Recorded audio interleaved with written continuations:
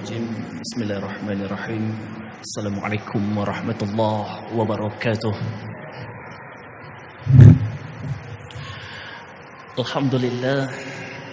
الحمد لله الذي هدانا لهذا وما كنا لنهتدي لولا أن هدانا الله أشهد أن لا إله إلا الله وحده لا شريك له وأشهد أن محمدا عبده ورسوله لا نبي بعده اللهم صل على محمد وعلى آل محمد السلام عليك يا رسول الله السلام عليك يا نبي الله السلام عليك يا حبيب الله السلام عليك أيها النبي ورحمة الله وبركاته Assalamu alayna wa ala ibadillahi salihin amma ba'du. Yang kita hormati abang pembina kita, semoga beliau sehat selalu. Allah kanurai usia yang panjang dalam ketaatan, sehat anaknya, istrinya. Dan semoga juga orang-orang tua kami yang tercinta, semoga senantiasa istiqomah dalam amal-amal solehnya. Dan juga kepada adinda-adinda sekalian, para pemuda, para remaja Masjid Raya Sunapelan, semoga kita semua dalam bimbingan dan ridha Allah Subhanahu wa taala. Tema kita hari ini, jemaah yang Allah muliakan, adalah tentang amalan-amalan hati. Amalan hati ini ternyata adalah penentu. Hati manusia ternyata adalah poros.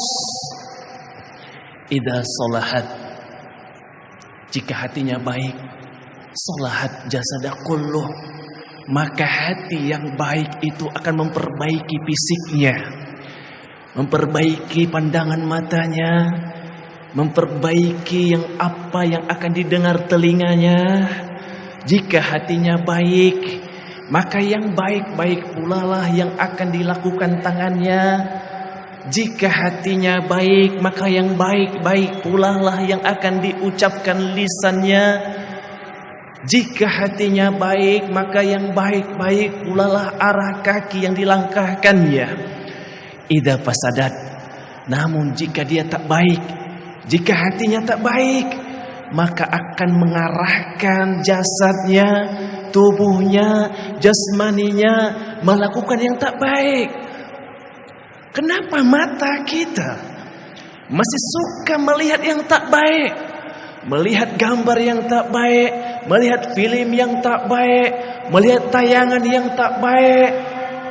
Jawabannya adalah fasadat jasada kullu, karena hatinya tak baik. Kenapa telinga ini masih senang mendengarkan aib orang lain, masih senang mendengarkan kekurangan-kekurangan orang lain? Karena jawabannya satu, hatinya belum baik. Kenapa kaki kita masih suka ke tempat yang tak baik, ke tempat yang Allah tak cintai, tak ridhai? Jawabannya adalah karena hatinya tak baik. Maka hati ini adalah poros. Hati ini adalah penggerak. Hati ini adalah penentu. Kita lihat 3 orang yang pertama akan Allah masukkan ke jurang api neraka. Ternyata adalah 3 orang yang tak kurang amalan fisiknya. Yang pertama adalah seorang yang berjihad di jalan Allah, dijebloskan ke jurang api neraka. Betul, dia berperang di jalan Allah. Darahnya mengalir. Tebasan pedasan pedang ada di tubuhnya. Hartanya dia korbankan. Tapi ternyata Allah berkata kepada mereka, kadzabta, kau berdusta. Kau berperang bukan karena aku, melainkan agar kau dipanggil pejuang, agar kau dipanggil pahlawan, agar kau digelari sebagai pemberani, dimasukkan ke dalam neraka.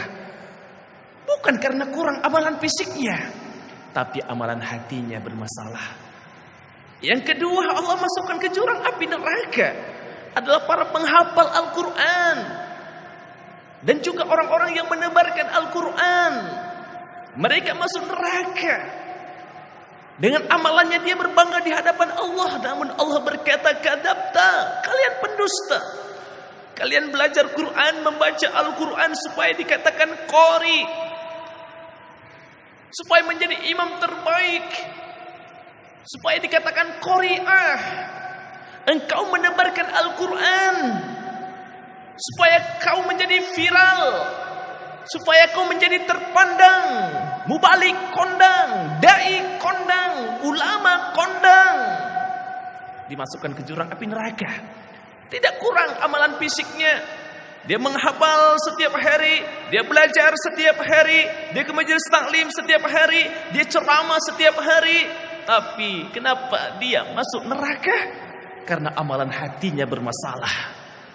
Yang ketiga masuk neraka adalah orang-orang yang berinfak, bersedekah, mengeluarkan hartanya.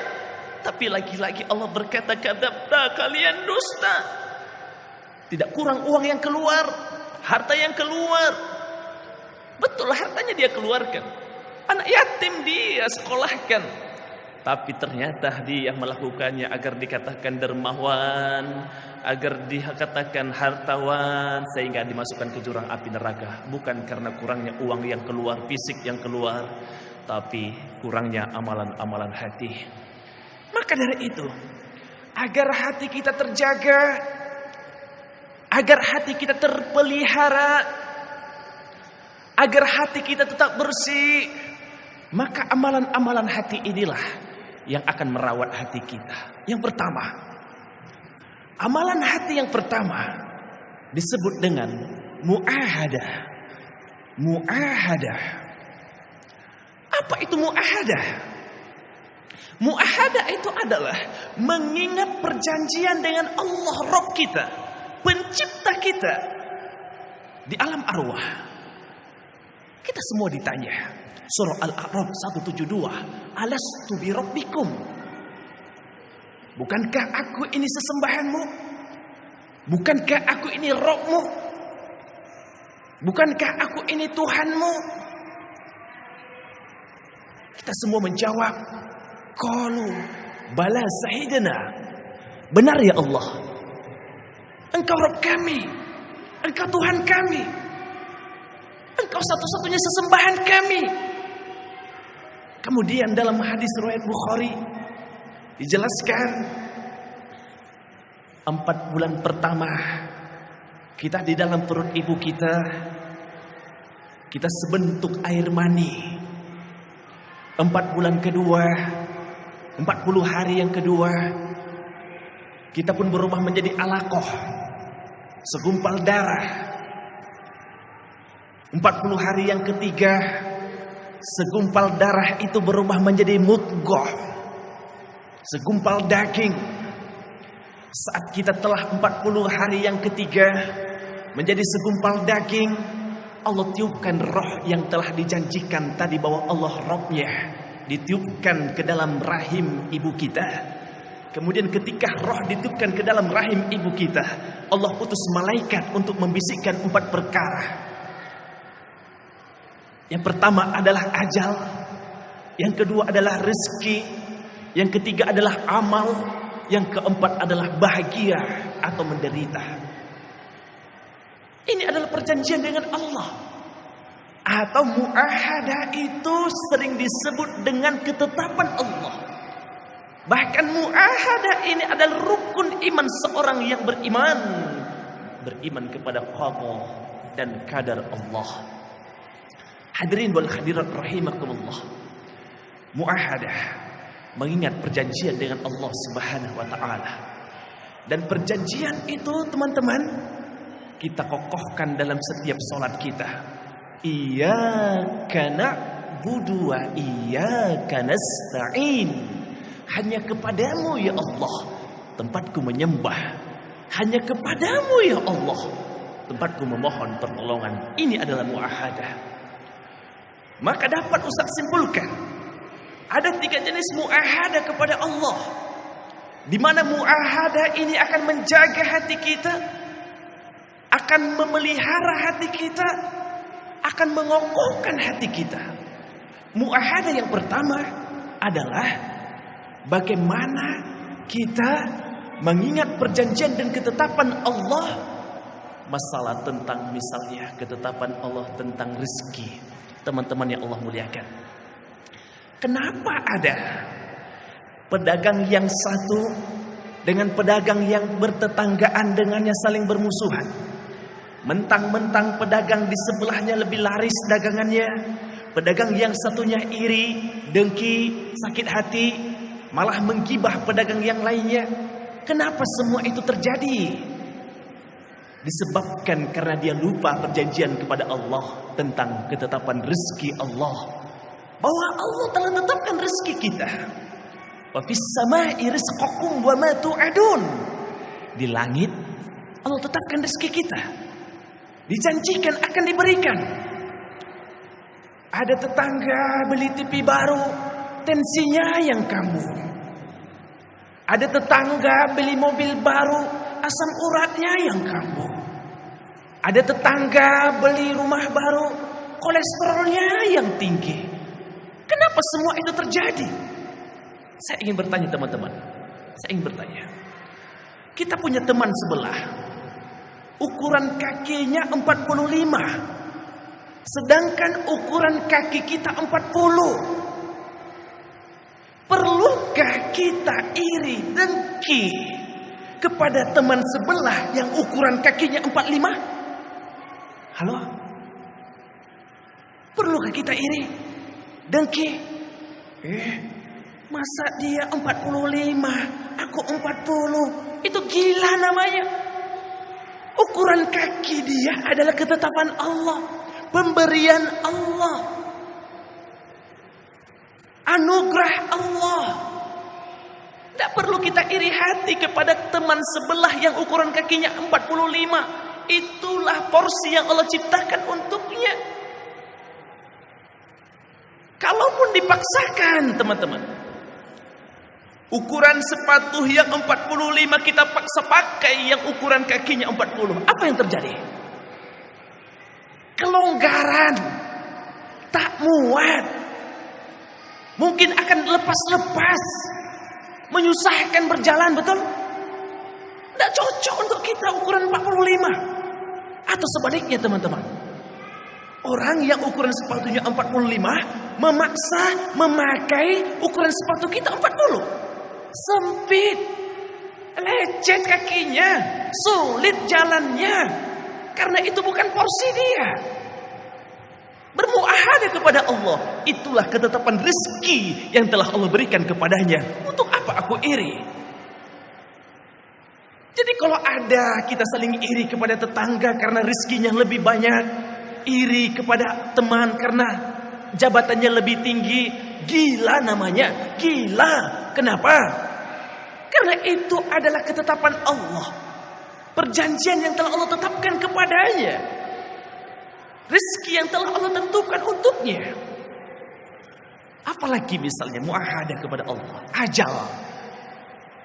Ada suami depresi ditinggal mati istrinya, atau sebaliknya ada istri depresi, stres, bahkan ada istri yang bunuh diri disebabkan oleh suaminya meninggal. Perjanjiannya teman-teman sehidup semati. Ketika suaminya meninggal, betul-betul dia stres. Aku tak bisa hidup tanpamu. Kemudian dia pun gantung diri. Ini akibat dia tidak bermuahadah kepada Allah. Sehingga saat dia tidak mengingat perjanjian kepada Allah bahwa ajalnya telah ditetapkan. Fa idza jaa ajaluhum la yastakhiruna sa'atan wa la yastaqdimun. Sedetik pun ajal kita tak bisa diundur. Sedetik pun ajal kita tak bisa dimajukan. Ketika dia telah bermuahadah kepada Allah, dia hatinya akan terjaga. Hatinya akan terjaga. Tak ada lagi anak yang stres, yang berlarut-larut dalam kesedihan, yang meronta-ronta dalam tangisnya. Sebab dia telah bermuahadah kepada Allah. Kullu nafsin dha'iqatul maut. Tak ada lagi orang yang stres, depresi, meronta-ronta saat ditinggal orang-orang terkasihnya. Alladzina idza asabathum musibah qalu inna lillahi wa inna ilaihi raji'un. Karena memang kita akan kembali kepada Allah pencipta kita. Muahadah yang pertama, ingat tentang ketetapan-ketetapan Allah, takdir Allah. Tapi memang masalah takdir ini kita sering amalkan memang. Saat kita dihantam sebuah hempasan dalam hidup yang begitu keras, maka kata-kata yang sering kita amalkan adalah sudah takdir. Sudah takdir. Maka kata-kata itu akan membantu hati kita untuk kokoh, untuk kuat. Kalimat sudah takdir ini adalah kalimat muahadah. Kenapa suamiku pergi meninggalkanku? Kata-kata muahadah yang sering diamalkan. Mungkin sudah takdir. Inilah ketetapan Allah. Akan membantu hati kita tetap kokoh, tetap kuat. Kenapa? Uangku hilang. Sehingga kita tidak terbayang-bayang setiap hari menangis, merasa kehilangan. Mungkin bukan rezekiku, sudah takdir. Jemaah yang Allah muliakan, muahadah yang pertama, mengingat ketetapan Allah. Yang kedua, muahadah yang kedua, iyyaka na'budu wa iyyaka nasta'in. Hanya kepada Allah kita menyembah, hanya kepada Allah tempat kita memohon pertolongan. Teman-teman, hanya kepada Allah kita menyembah, hanya kepada Allah kita melakukan apapun.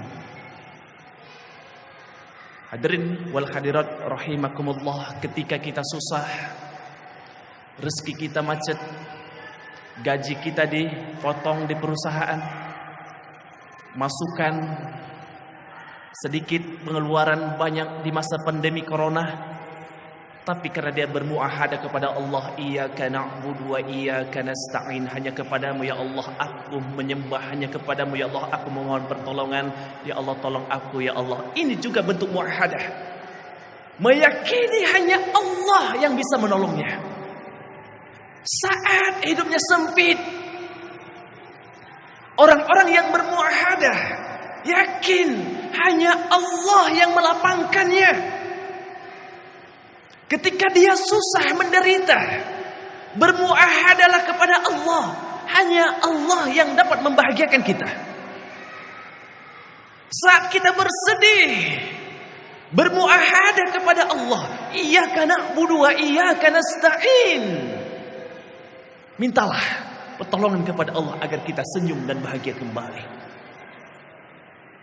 Saat kita ditimpa masalah, bermuahadah kepada Allah. Iyyaka na'budu wa iyyaka nasta'in. Hanya Engkau ya Allah yang menyelesaikan segala persoalan-persoalan hambanya. Ini muahadah bentuk kedua, menjadikan Allah satu-satunya penolong. Karena memang Allah akan menolong kita hamba-hambanya jika kita betul-betul minta tolong kepadanya. Yang ketiga, muahadah yang ketiga adalah surah Al-An'am ayat 162. Qul inna sholati wa nusuki wa mahyaya wa mamati lillahi rabbil alamin. Setiap salat kita dendangkan, kita lantunkan dalam iftitah kita. Teman-teman yang Allah muliakan, ini adalah bentuk muahadah yang ketiga. Apapun yang kita lakukan untuk Allah, apapun yang kita ucapkan untuk Allah, apapun yang kita lihat karena Allah, apapun yang kita akan dengar karena Allah, kemanapun arah kaki melangkah Allah. Bu, yang punya suami, jangan ibu berbakti pada suami karena suami. Jangan ibu melakukan pekerjaan rumah karena suami. Ibu akan kecewa. Ketika kita berbakti kepada suami, tujuannya adalah untuk mengambil hati suami. Maka saat suami tidak menghargai kita, kita akan berhenti berbakti pada suami. Bu, yang punya suami atau calon istri, jangan nyuci piring untuk suami. Kalau suami nanti tidak menghargai kita, membuat kita tersinggung, maka kita akan berhenti nyuci piring. Tapi nyuci piringlah karena Allah. Nyuci piringlah karena Allah. Setrika baju suamimu karena Allah. Masaklah sarapan untuk suami karena Allah. Ketika ibu masak sarapan untuk suami karena suami, saat dia tidak makan sarapannya atau berkata tak enak masakanmu, maka kita akan kecewa. Kita akan tersinggung. Tapi kalau kita masak karena Allah, karena ketaatanku kepada Allah, maka walaupun suami tidak menghargai masakan kita, kita tidak akan tersinggung. Karena kita masak bukan untuk suami, tapi karena Allah. Hadirin Allah muliakan, semua yang kita lakukan hanya untuk Allah. Ini adalah amalan mu'ahadah. Bagaimana kita mengingat perjanjian kepada Allah, ketetapan-ketetapan Allah, melakukan segalanya karena Allah. Amalan hati yang pertama, mu'ahadah. Yang kedua, amalan hati yang kedua, teman-teman yang dimuliakan Allah Subhanahu wa taala, adalah muraqabah. Muraqabah. Yang pertama tadi apa? Mu'ahadah. Makanya kata pembina kita tadi, bawa catatan ya, supaya bisa kita ingat, karena memang kita sifatnya lupa. Ketika kita catat, insya Allah kita akan ingat. Muraqabah. Hadirin yang dimuliakan Allah Subhanahu wa taala, ini adalah amalan yang sangat mulia. Muraqabah ini, teman-teman yang Allah muliakan, adalah amalan di mana seorang hamba merasa dilihat oleh Allah, merasa dipantau oleh Allah, merasa diawasi oleh Allah, merasa dipandang oleh Allah. Teman-teman, hadirin wal hadir rahimakumullah, kita semua ini adalah ODP. Tahu ODP? Istilah COVID sekarang. ODP. Apa kepanjangannya? Orang dalam pantauan. Kita semua ini ODP. Orang dalam pemantauan Allah. Orang dalam perhatian Allah. Orang dalam pengawasan Allah. Di parkiran ada tulisan, parkiran ini diawasi kamera CCTV, maka pencuri itu pun akan berpikir untuk curanmor. Masjid ini diawasi kamera CCTV, maka jamaah-jamaah pun akan berbuat, melangkah dengan berhati-hati. Padahal CCTV itu sudah lama kabelnya digigit tikus, tidak hidup lagi. Ada orang pejabat, dia takut korupsi. Dia takut membuat sebuah kebijakan. Kenapa? Karena ada KPK. Apa kepanjangan KPK? Komisi Pemberantasan Korupsi. Mereka takut korupsi. Padahal setiap tahun undang-undang KPK selalu dilemahkan, selalu dikurangi kekuatannya. Ada perusahaan yang takut menggunakan uang perusahaannya karena ada BPK, Badan Pemeriksa Keuangan, yang mengawasinya. Padahal BPK, orang-orang BPK itu hari ini banyak juga ditangkap polisi. Ada warga, dia pakai helm karena takut ada polisi lalu lintas. Dia tidak menzalimi orang, tidak mengganggu orang karena ada polisi yang berjaga. Teman-teman, diawasi polisi saja kita sudah takut. Padahal polisi banyak yang menjadi polisi tidur. Banyak polisi tidur depan kita. Maaf, polisi akan ngantuk. Polisi akan berganti shift. Polisi akan istirahat. Polisi akan pensiun. Polisi akan dipecat. Teman-teman, orang tua kita mengawasi kita. Ayah ibu mengawasi engkau. Ayah ibu mengawasi anaknya. Ayah ibu kita akan tidur. Ayah ibu kita akan mengantuk. Ayah ibu kita akan istirahat. Bahkan ayah ibu kita akan mati. Tetapi mengawasi kita adalah Allah. Yang memantau kita adalah Allah. 24 jam Allah tahu akan kemana kita, dari mana kita, akan berbuat apa kita. Untuk itu, muraqabah, tanamkan dalam hati kita, selalu diawasi oleh Allah, selalu dipantau oleh Allah, selalu diperhatikan oleh Allah. Dan semua ibadah kita adalah melatih muraqabah kepada Allah. Salat kita, Allahu Akbar. Siapa yang melarang kita lihat atas? Siapa yang melarang kita lihat kanan, lihat kiri? Kenapa mata kita hanya satu titik yang kita lihat, yaitu tempat sujud? Apakah Pak Imam melarang kita memantau kita? Apakah orang samping kanan kiri muka belakang kita memantau kita, lihat kanan lihat kiri, lihat atas? Tapi kenapa dalam sholat kita tidak lihat atas, kita tidak lihat kanan kiri? Karena kita muraqabah. Kita merasa dilihat Allah, merasa dipantau oleh Allah, merasa dipandang oleh Allah, merasa diawasi oleh Allah. Sholat melatih muraqabah. Zakat juga melatih muraqabah. Pak, apa ada datang petugas Basnas ke rumah Bapak, ketuk pintu, Assalamualaikum Pak, kami adalah dari petugas amil zakat nasional, kami mau menghitung hartamu selama setahun ini, sudahkah mencapai nisab atau belum? Ada Pak? Tidak ada petugas amil zakat datang ke rumah kita menghitung harta. Tapi kenapa kita mengeluarkan zakat? Kenapa? Karena kita yakin muraqabah di hadapan Allah. Allah tahu penghasilanku, Allah tahu pengeluaranku, Allah tahu jumlah tabunganku, Allah tahu jumlah tanahku, Allah tahu jumlah emas yang aku simpan. Kita pun keluarkan, padahal tak ada yang memantau kita. Puasa apalagi? Puasa adalah melatih muraqabah. Kita puasa dari terbit fajar sampai terbenam. Kita berwudu, kumur-kumur. Siapa yang memantau kita untuk tidak meminum air wudu? Tenggorokan kita kering, haus, lemas, lapar.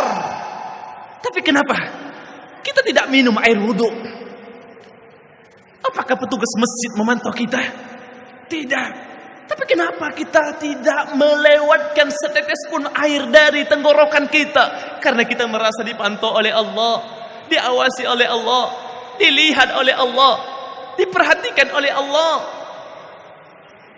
Haji kita juga, umroh kita juga melatih muraqabah kepada Allah. Berangkat ke Madinah 3 hari di sana. Dia pun berangkat ke kota Mekah. Kemudian dia singgah di Bir Ali untuk niat ihramnya. Kemudian ketika dia telah memakai kain ihram, dia salat sunnah ihram, dia berniat untuk ihram, maka berlakulah larangan-larangan untuknya.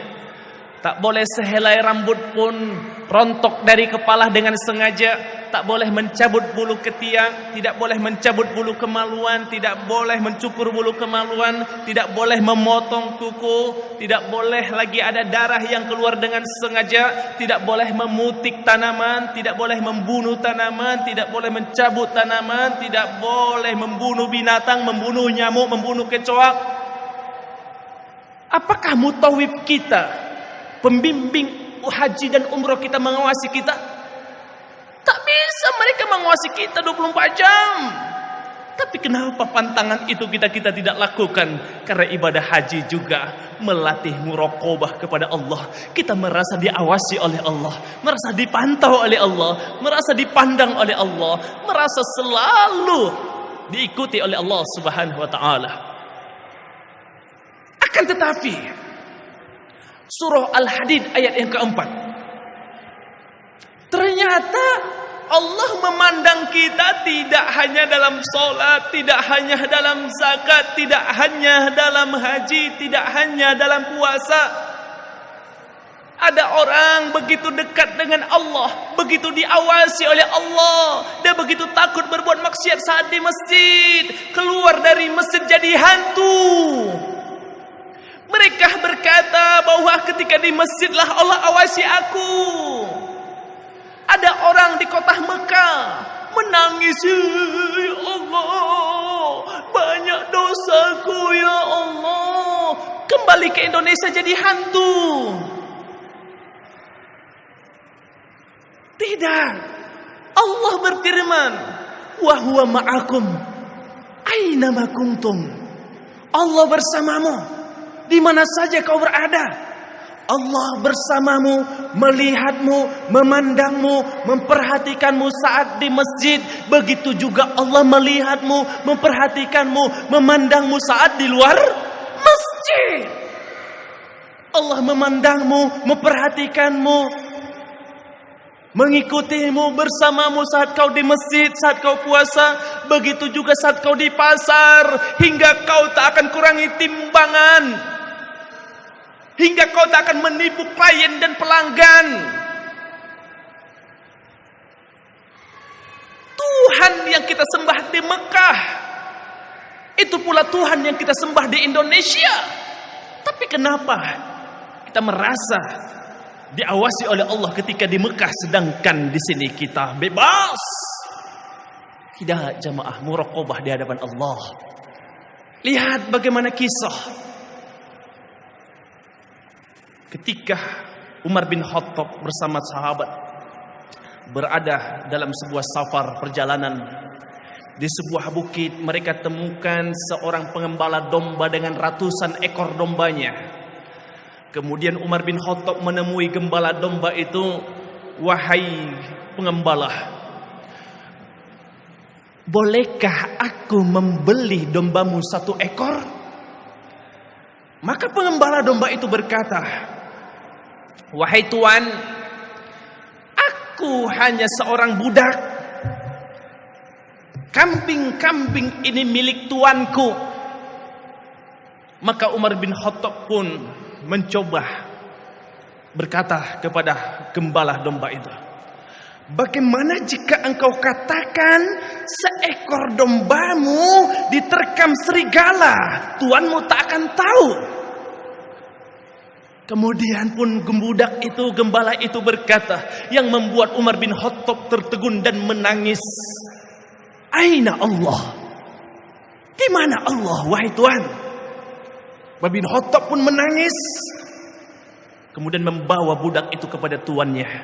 Lalu dia merdekakan budak itu karena muraqabahnya. Lihat masih tentang kisah Umar bin Khattab ketika dia menjadi seorang khalifah. Pada masanya banyak sekali pedagang pemerah susu yang suka mencampur air susu dengan air biasa. Sehingga Amirul Mukminin pun membuat sebuah peraturan, dilarang mencampur susu dengan air. Seperti biasanya teman-teman, Umar bin Khattab ini punya kebiasaan belusukan di malam hari untuk melihat kondisi rakyatnya. Itu Umar bin Khattab. Umar bin Khattab zaman now rajin juga belusukan, tapi kadang-kadang pencitraan. Allahu a'lam ya. Kemudian ketika itu Umar bin Khattab ketika selesai belusukan, dia istirahat dan bersandar di dinding rumah seorang warganya. Kemudian ketika dia bersandar di dinding rumah warganya, dia mendengar ada percakapan di dalam rumah.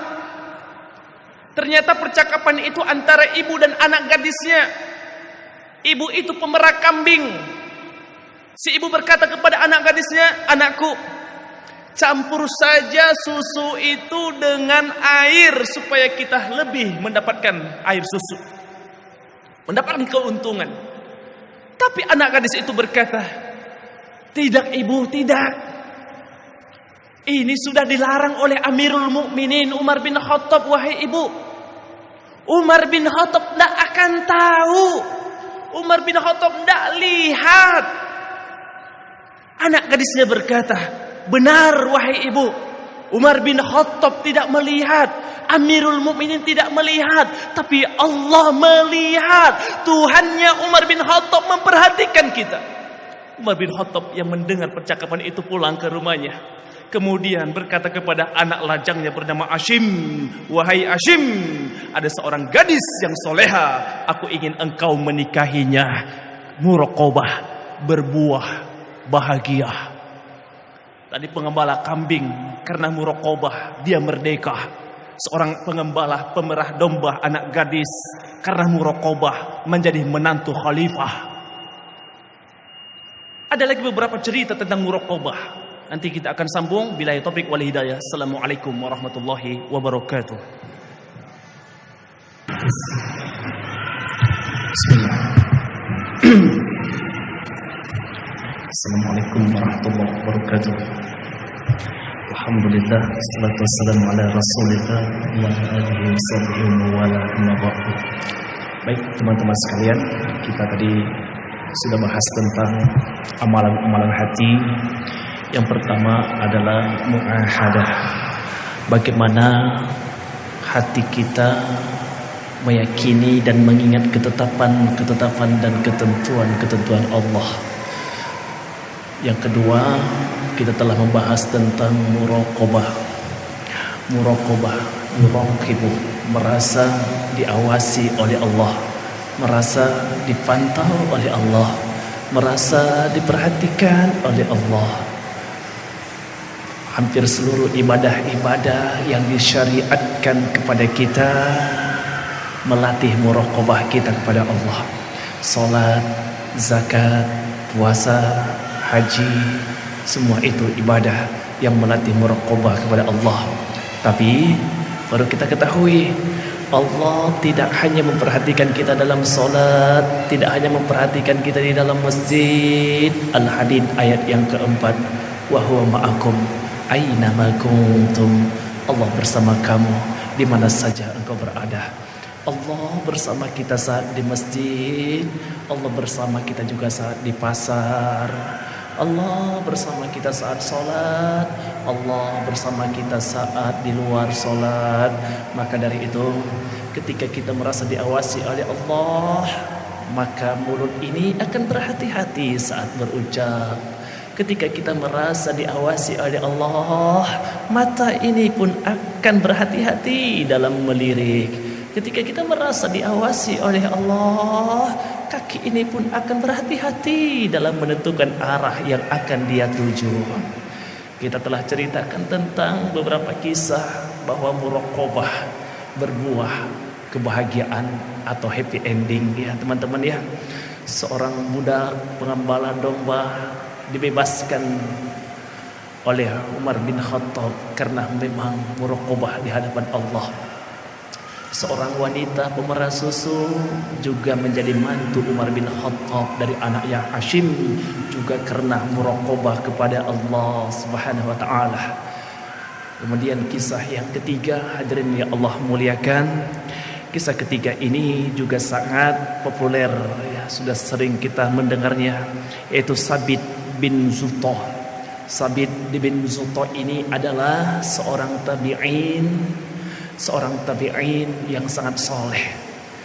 Sabit bin Zutoh ini suatu ketika sedang safar, dia pun melewati sungai teman-teman. Ketika Sabit bin Zutoh ini melewati sungai, dia melihat dalam dia lapar sekali. Dia lapar, perutnya kosong. Dia lewat di pinggir sungai, kemudian melihat sebuah apel hanyut. Sebuah apel yang hanyut itu pun kemudian dengan senangnya, ini rezeki dari Allah, aku sedang lapar. Dia pun ambil apel itu, kemudian dia gigit. Baru segigit teman-teman, segigit.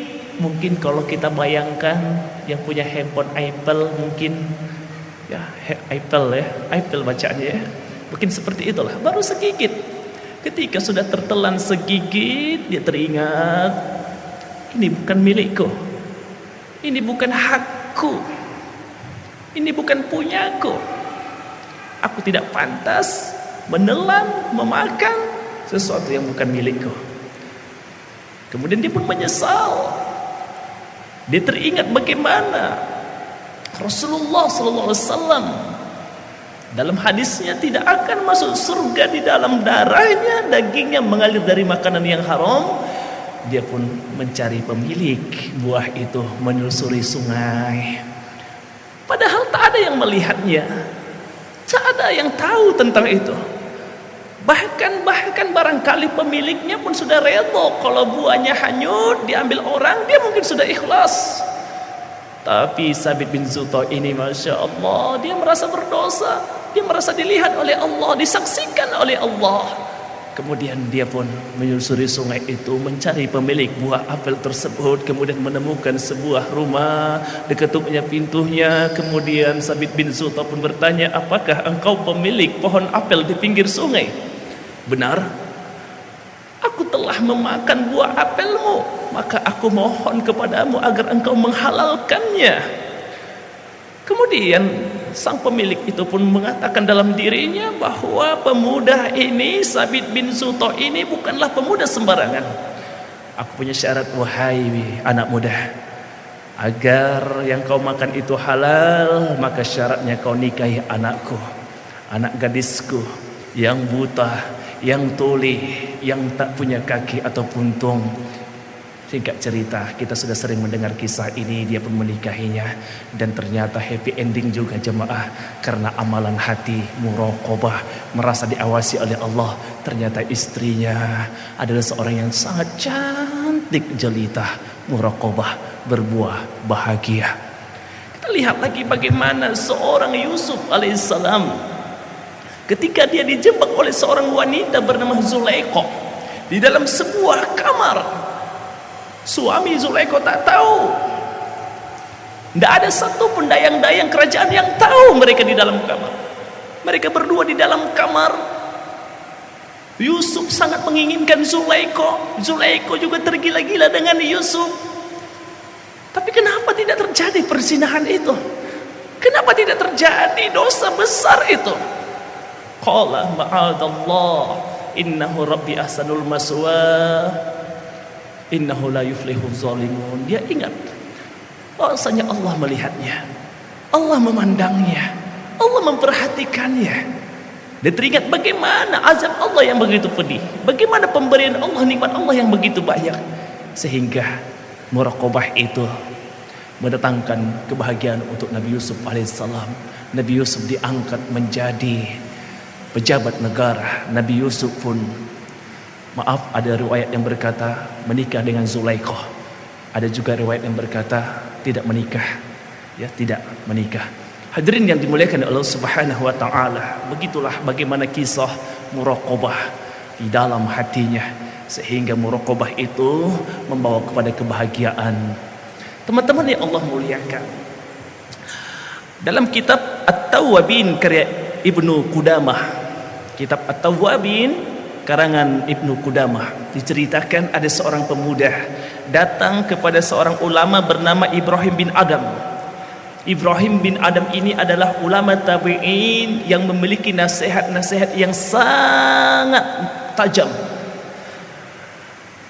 Seorang pemuda yang datang kepada Ibrahim bin Adam ini seorang pemuda yang suka bermaksiat, yang selalu bermaksiat. Dia datangi Ibrahim bin Adam, wahai Ibrahim bin Adam, berikan aku nasihat, karena aku adalah orang yang sangat suka bermaksiat. Maka 5 syarat engkau boleh bermaksiat. 5 syarat engkau boleh bermaksiat. Anak muda, 5 syarat engkau boleh bermaksiat. Di antara 5 itu adalah, teman-teman yang Allah muliakan, silahkan engkau berbuat maksiat, silahkan engkau berzina, silahkan engkau mencuri, Silakan engkau korupsi, silakan engkau menzolimi, tapi syaratnya adalah jangan sampai Allah melihatmu. Hei anak muda, silahkan engkau buat maksiat, silahkan engkau bermaksiat, dengan syarat jangan sampai Allah melihatmu. Maka orang yang bermaksiat itu pun berkata, mana mungkin Allah tak melihatku, ini bumi Allah, tak mungkin Allah melihatku. Ibrahim bin Adam pun berkata, jika engkau paham bahwa Allah pasti melihatmu, maka untuk apa engkau melakukan maksiat kepada Allah? Allah melihat kita, Allah mendengar kita, Allah mendengar yang keras, Allah mendengar yang pelan, Allah mendengar bahkan yang baru terbesit di hati kita, yang berbisik di hati kita. Allah tahu. Allah melihat yang kerjaan ataupun perbuatan yang kita lakukan terang-terangan. Allah melihat segala kemaksiatan yang kita lakukan sembunyi-sembunyi. Bahkan Allah juga melihat kemaksiatan yang kita lakukan di dalam ruangan yang sempit, yang gelap. Allah pun melihatnya. Maka dari itu teman-teman yang Allah muliakan, muraqabah, yuraqibu, merasa diawasi oleh Allah Subhanahu wa taala. Semoga tausiah tentang amalan-amalan hati ini dapat kita amalkan. Pertama mu'ahadah, yang kedua muraqabah. Masih banyak sekali amalan-amalan hati yang perlu kita pelajari. Ini saja, jika ada pertanyaan dipersilakan. Silakan. Apa? Sendal. Oke, ini tentang hukum barang temuan ya. Hukum barang temuan. Ada dua kondisi. Yang pertama, jika barang itu barang yang tahan lama. Yang kedua, ada juga barang yang membusuk. Nah, misalnya yang tahan lama adalah uang, barang, sendal tahan lama. Maka ketika kita temukan itu bukan milik kita, diumumkan, dicari pemiliknya. Dengan cara mengumumkan atau membuat pengumuman tertulis, pengumuman lisan, surat kabar, televisi, silahkan cari pemiliknya dulu. Tahan. Maaf kalau saya nanti lupa, 2 tahun umumkan. 2 tahun nanti umumkan Pak Pembina, kalau nggak salah 2 tahun. Tapi anak agak ragu 1 tahun gitu ya, 1 atau 2 tahun diumumkan, dicari pemiliknya. Kalau tak ketemu juga pemiliknya selama 1 atau 2 tahun, maka sekali sama orang. Baik. Belum 2 tahun ya, belum dicari pemiliknya, berarti kita itu belum milik kita. Itu belum milik kita, ya.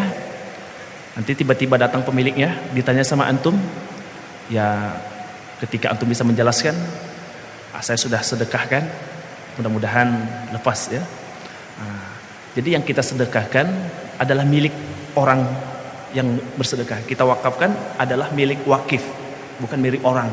Itu rukun wakaf, rukun sedekah, infak. Yang kita infakkan, yang kita sedekahkan, yang kita zakatkan milik kita. Tapi sendal tadi belum milik kita. Jadi gimana? Bolehkah kita sedekahkan, infakkan? Umumkan dulu, cari pemiliknya dulu. Ya, cari pemiliknya dulu. Nah, ketika sudah 1-2 tahun kita tidak menemukan pemiliknya, boleh digunakan, disedekahkan, silahkan. Adapun saya di rumah sakit kemarin, ada orang sakit menitipkan, penjenguknya menitipkan makanan berupa parcel, ada isinya apel, jeruk, roti. Nah, ketika dikirimkan, rupanya pasiennya sudah pulang 3 hari yang lalu. Rupanya penjenguknya ini tahu bahwa dia masih dirawat di rumah sakit kita, rumah sakit Tabrani ya. Kemudian setelah kami cari pasien tujuan, namanya saja dibuat, ruang segini, ternyata sudah pulang. Kami mau hubungi itu yang mengirimkan parcel, tak ketemu.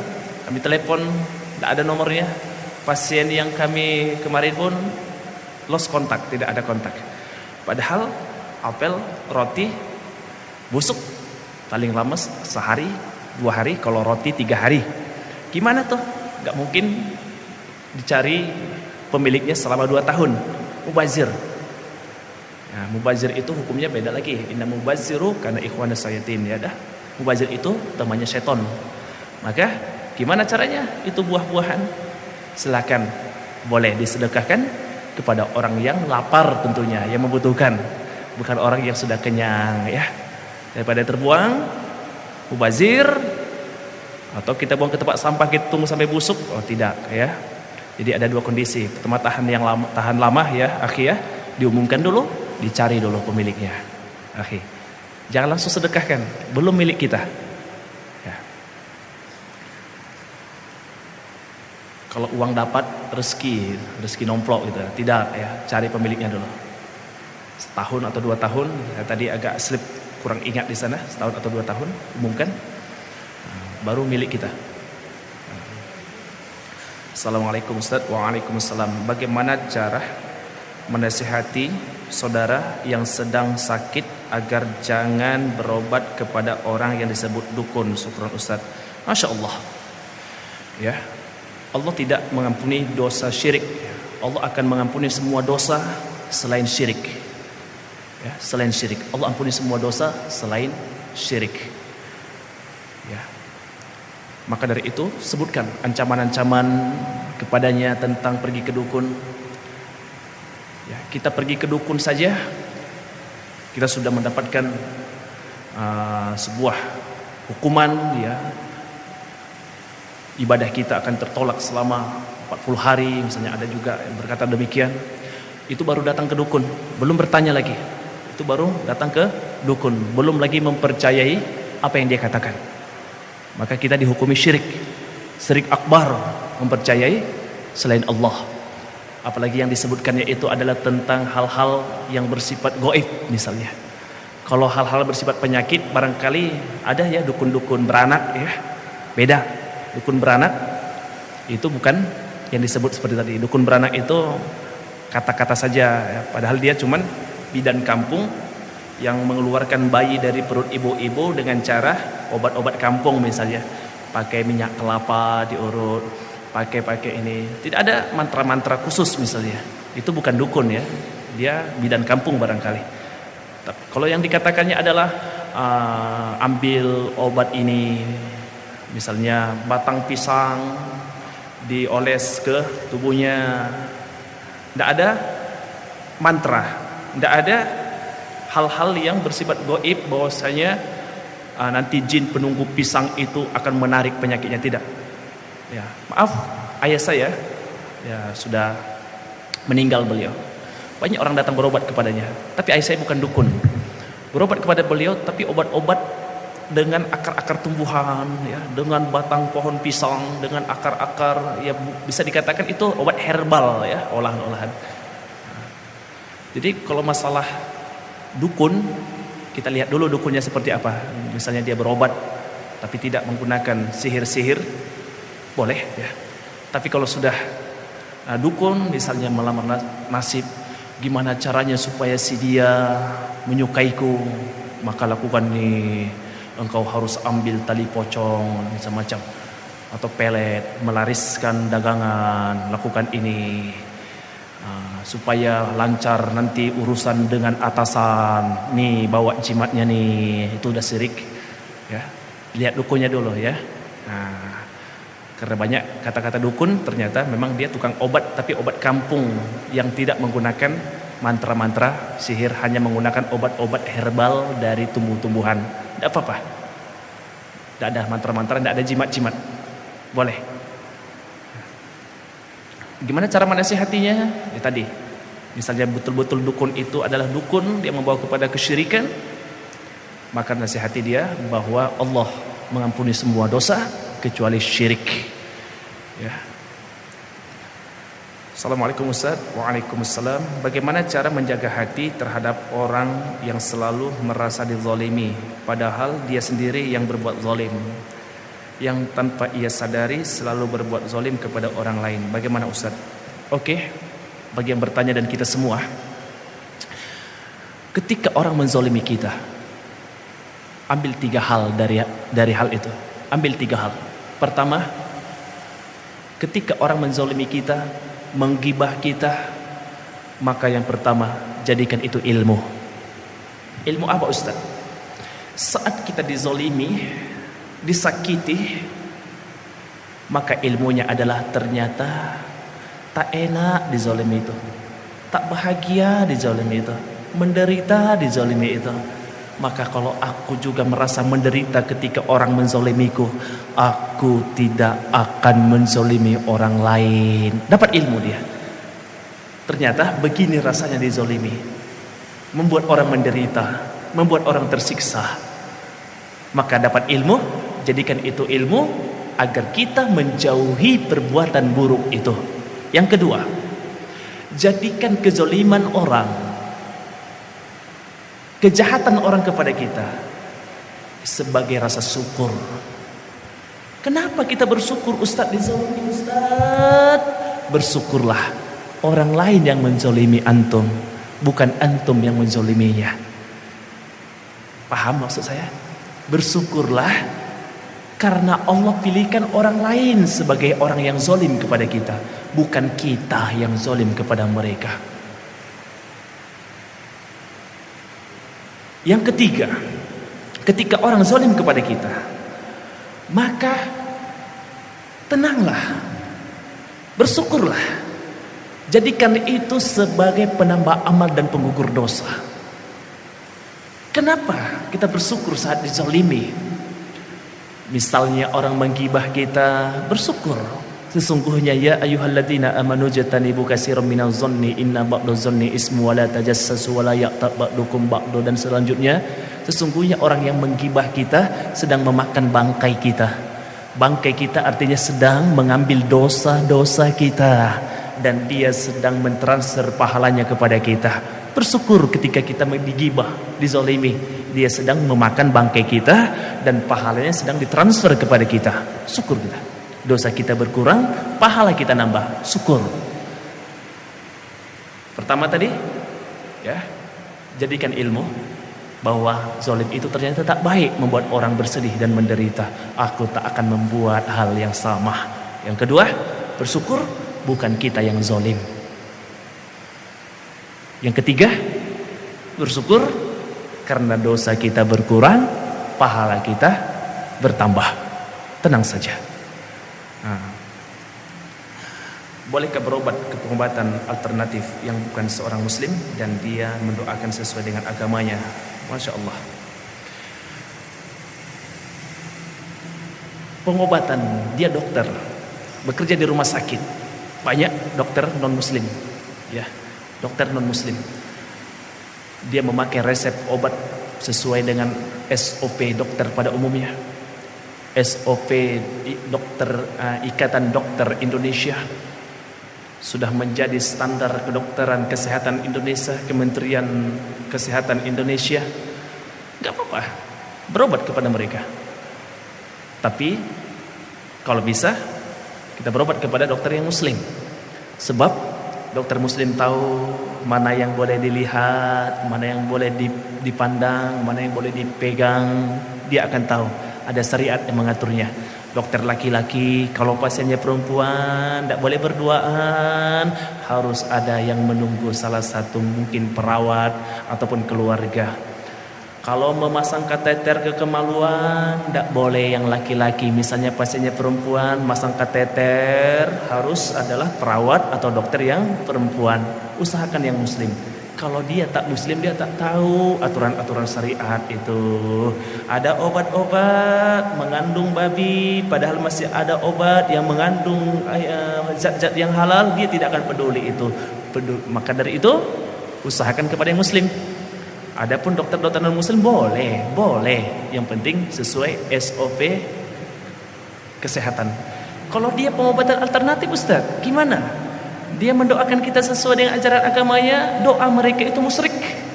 Saya katakan, doa mereka itu syirik. Mereka berdoa pada siapa? Yesus misalnya. Atau berdoa kepada Dewi Kuan Yin misalnya. Dia berdoa kepada siapa? Dewi Fortuna misalnya. Misalnya Pak Pembina gagal cetak gol, ternyata Dewi Fortuna belum mendukung, belum dibarengi Dewi Fortuna. Oh tidak, itu syirik. Istilahnya kalau pengobatan alternatif misalnya ada goib, masalah ada mantra-mantra tertentu, mantra mereka sama. Apa bedanya dengan dukun tadi? Tapi kalau dia non muslim, bidang kesehatan biasa, obat-obat sesuai standar dokter, silahkan. Jika sudah mengarah kepada pengobatan alternatif yang sudah ada mantra-mantra, doa-doa agama mereka, kita khawatir kita terjerat dengan kemusyrikan nantinya. Assalamualaikum warahmatullahi wabarakatuh. Saya ingin bertanya Ustadz, bagaimana cara menahan hati ketika kita dipuji oleh orang lain? Terkadang karena pujian orang saya sering lalai Ustadz. Mohon penjelasannya Ustadz. Sifat manusia ingin dipuji dan dia tersinggung ketika dia dihina. Sifat manusia. Jemaah yang Allah muliakan, yang tak boleh itu adalah saat kita dipuji tetapi kita melupakan bahwa Allah lah satu-satunya. Innal hamdalillah, sesungguhnya pujian hanya milik Allah. Ketika orang memuji kita, maka sebutkanlah alhamdulillahi rabbil alamin. Segala pujian hanya bagi Allah, Tuhan semesta alam. Kita juga tidak bisa melarang orang memuji kita. Jangan puji saya. Gak boleh juga kan? Jangan puji saya. Hina saja saya. Oh, enggak juga kan gitu kan? Jemaah yang Allah muliakan, kemudian pujian itu jangan sampai membuat kita merasa lebih baik daripada orang lain, sehingga menimbulkan ujub di dalam diri kita. Dipuji boleh saja, silahkan memuji. Yang penting pertama, pujian itu tidak membuat kita takjub, sombong, ujub, merasa lebih baik dan lupa kepada Allah bahwa Allah lah sebaik-baik yang maha terpuji. Dan kita juga ketika memuji, hati-hati. Ketika kita muji teman kita, saudara kita, ya ucapkan kalimat-kalimat Allah lebih dahulu. Masya Allah, antum ini keren. Barakallah, wow, hebat betul antum main bola. Subhanallah, Ustadz Muksin ini kiper, rupanya bobol terus itu. Jadi sebut dulu nama Allah. Boleh memuji, silahkan, tapi puji Allah dulu. Ya, puji Allah dulu, silahkan memuji, tapi puji Allah dulu. Makanya ada namanya al-ainu haqqun, penyakit ain itu hak ada. Memuji bayi, memuji maaf cakap. Bahkan barang mati, mobil, maaf, wah cantik kali mobilnya nih, tapi dia lupa memuji Allah. Hati-hati, al-ainu haqqun, penyakit oleh mata itu ada. Tiba-tiba nanti tabrakan mobilnya. Gara-gara apa? Pujian kita. Melupakan pujian kepada Allah. Ini kisah nyata di zaman Nabi. Ada seseorang yang mandi di kota Madinah, mandi badannya putih bersih. Ada seorang yang memujinya. Wah, mulus sekali tubuhnya. Aku tidak pernah melihat tubuh sebagus itu. Bahkan tubuhnya mengalahkan tubuh anak gadis. Langsung yang dipujinya jatuh terkulai, tak berdaya. Melapor sahabat. Maka Rasul berkata, siapa yang mencelakakan saudaranya dengan lisannya, maka dia pun disuruh berwudu. Kemudian bekas air wudunya pun diusapkan kepada yang dipuji. Kena ain jemaah, gara-gara pujian lupa menyebut nama Allah. Hati-hati. Subhanallah, bagus sekali badannya. Hati-hati misalnya ya, subhanallah, ganteng banget. Gak apa-apa, silakan puji, tapi puji dulu Allah yang menciptakan.